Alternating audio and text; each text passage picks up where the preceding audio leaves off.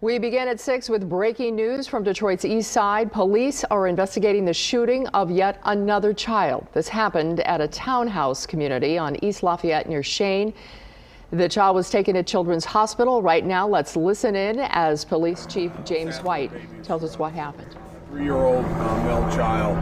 We need prayers to hope that the baby survives. The baby's in critical condition in a local hospital. A tragic situation. The family, as you can imagine, is devastated. Certainly wasn't intentional, but again, we have to make sure that we're responsible with these weapons. Forgive me, do we have the condition on the child yet? Yeah, the child is critical, but because of the age and a gunshot wound, you're going to have a critical finding immediately upon arrival at the hospital. So, we're hopeful that the baby pulls through. And this weapon was in this woman's pocket? Yeah, preliminary information, obviously this just happened, so information can change. But what I know right now is that the weapon was in fact in the jacket of the person visiting the home. She takes off her jacket, lays the coat down, and somehow the baby makes her way to the coat. Unfortunately, we've been in this position before. What is your message to gun owners? Gun ownership has been in the media a lot over the past couple days, and I'm going to say what I continue to say. We have to have responsible gun owners. We have to have responsible gun owners. We're not saying that this was an intentional act. We know that the family is devastated, but these kids, they move around quick, and responsible gun ownership means whether you're a CPL holder or not, you have to do certain things. You have to secure these weapons. You have to keep them out of the reach of children. You have to get gun locks. We talk about gun locks. We have gun locks at every precinct.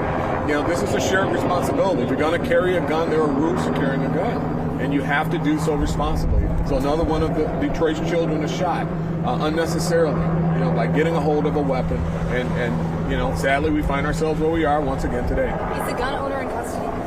Well, right now, we want to make sure that the family has the support they need to make sure the baby's okay. I mean, we know who she is, and it serves no benefit to further traumatize the family by locking her up right now. We're going to do our investigation. We're going to make sure that mom has the support that she needs, and that this baby, pray that this baby recovers. But we're going to be doing our investigation, and she could be facing charges. Chief, is there anything else you want to say as a message? You talked about it yesterday. You've been reiterating this consistently, and yet the message has not made it to enough people who've taken it seriously. I've said it many times. You own a gun, you have to own a gun responsibly, and it comes with responsibility. It's a shared responsibility. You're going to have a gun in a home, you got to make sure that you lock it up safely. If you walk into the home and there are children around, you got to put it out of the reach of children. I mean, it's the same message. We just need to make sure that people adhere to it. We're tired of telling this story. We don't want this story anymore. We've all seen it. So hopefully anyone watching this right now and hearing this story, let's make it the last story for 2022. And let's make this the moment that we lock these guns up, that we secure these weapons, CPL holder or not. We have responsibilities. Thank you, Chief. All right, thank you all.